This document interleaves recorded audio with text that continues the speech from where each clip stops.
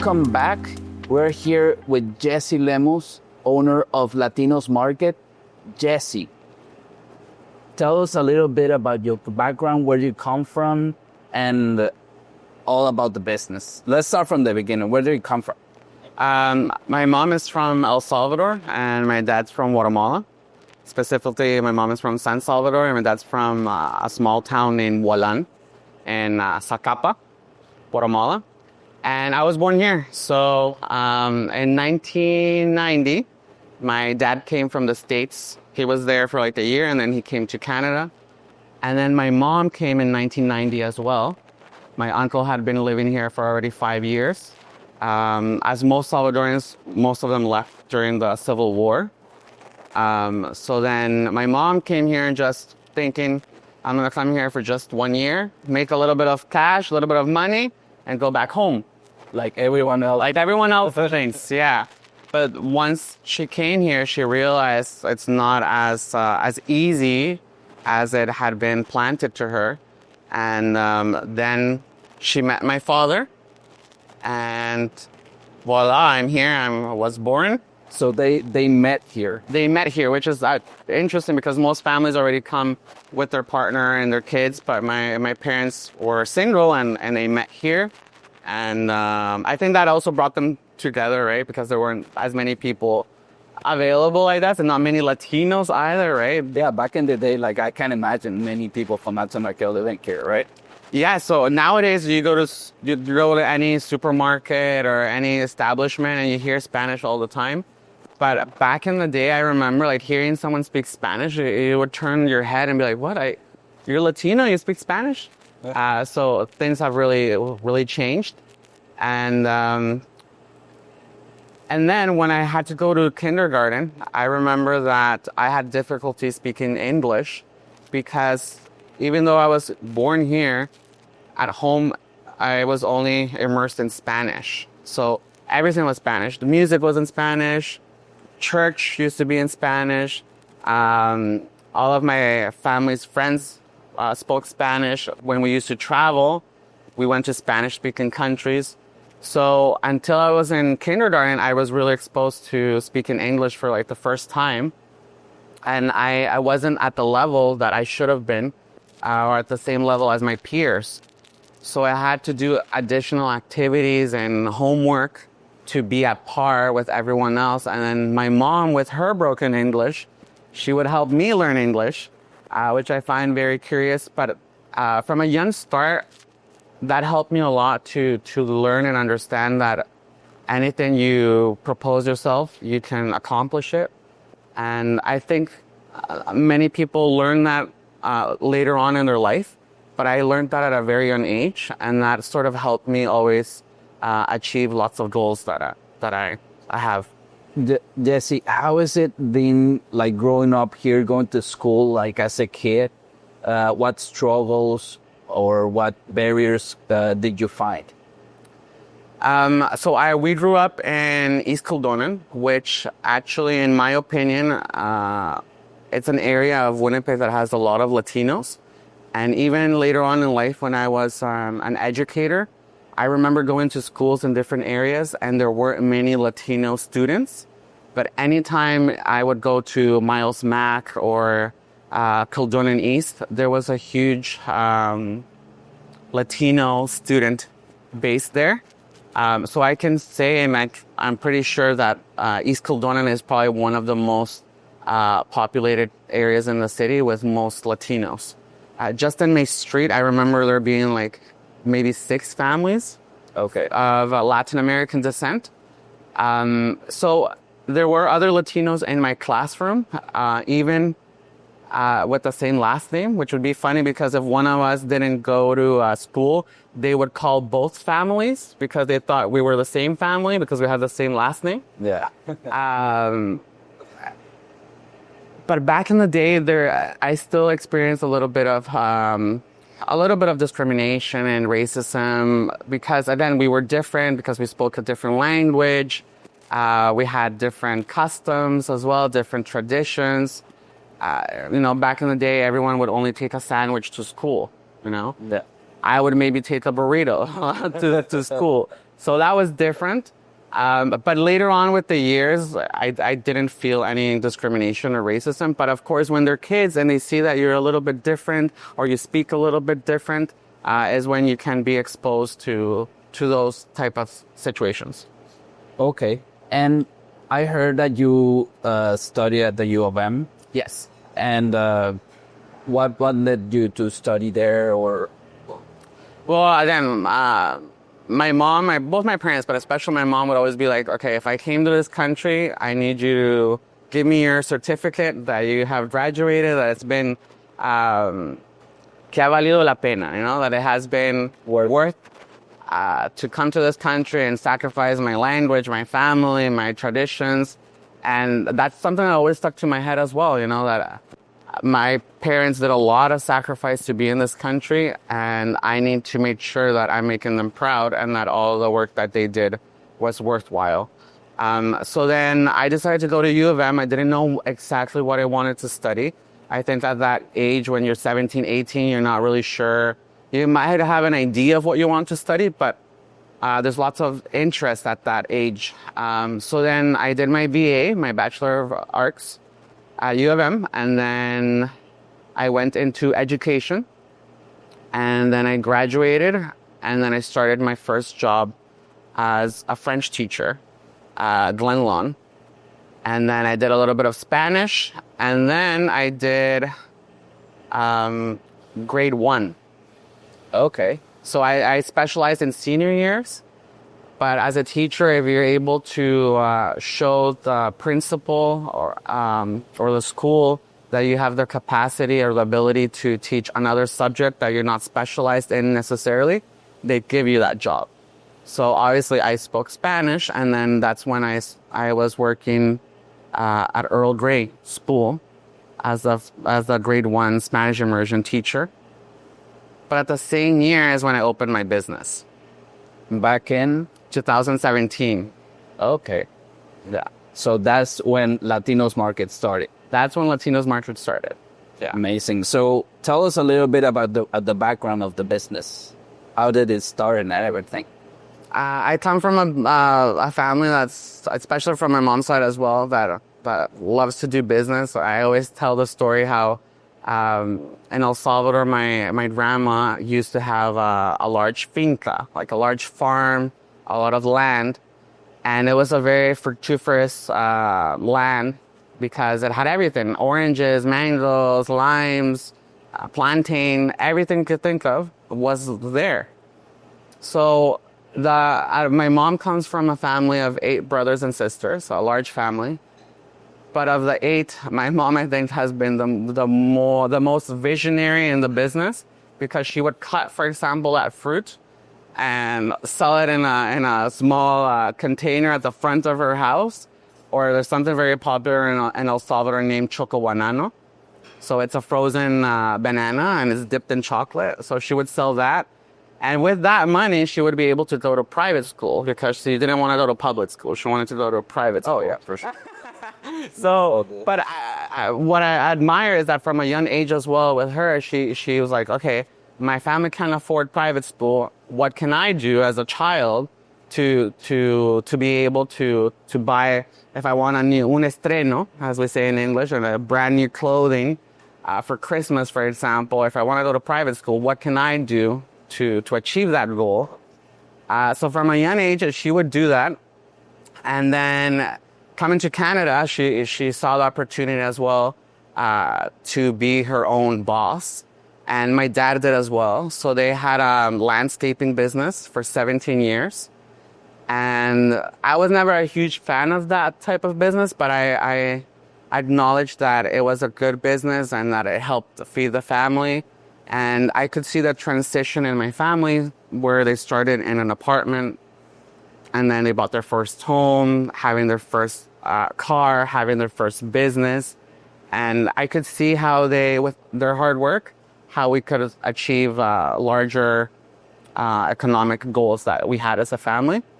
Yeah, it's always nice to be progressing, and we can always see how people get first to come here, and eventually throughout the years they get better economically, financially, and more stable in general. Yeah.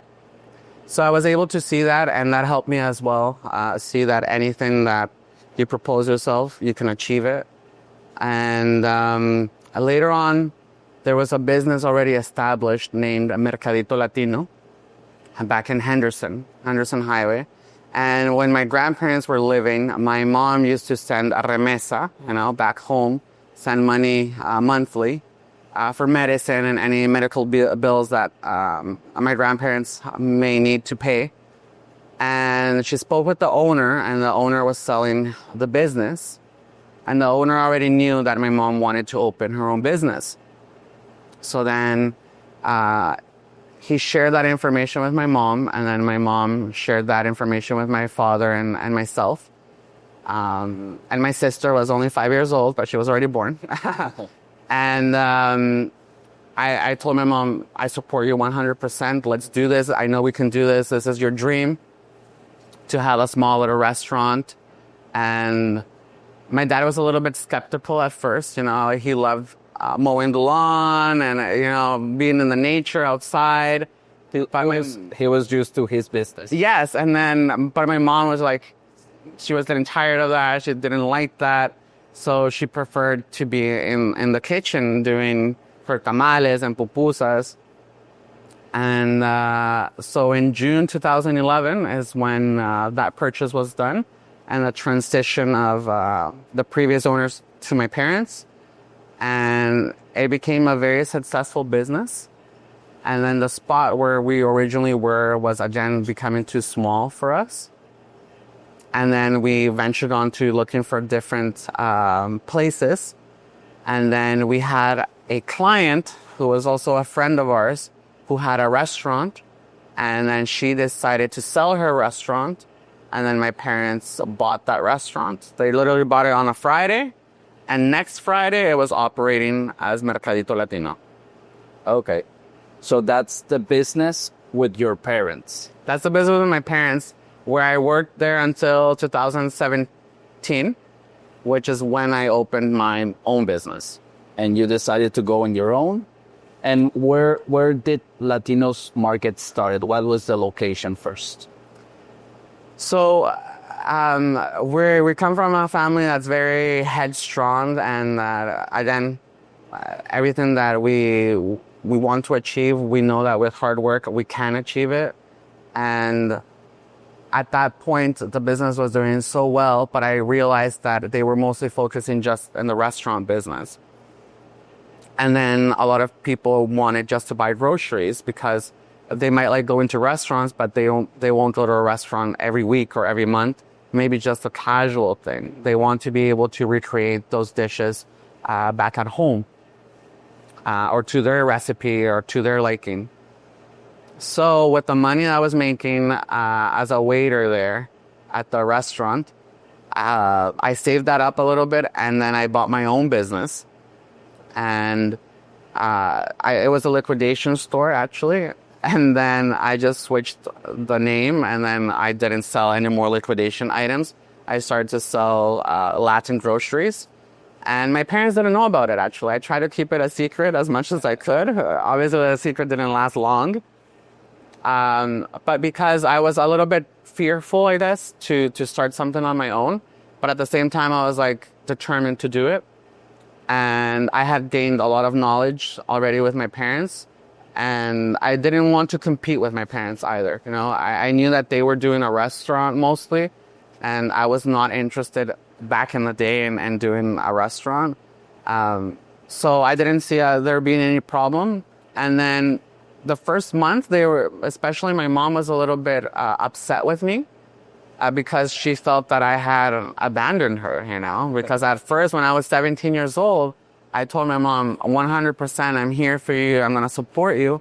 And then now I'm just leaving, right? Yeah, but you wanted to go on your own, right? I wanted to fly on my own. So I think that's something that a lot of parents live with their children, when they move out, when they get married, when they start a business. And it's difficult for your parents, especially Latin American parents. They want their kids to live with them forever.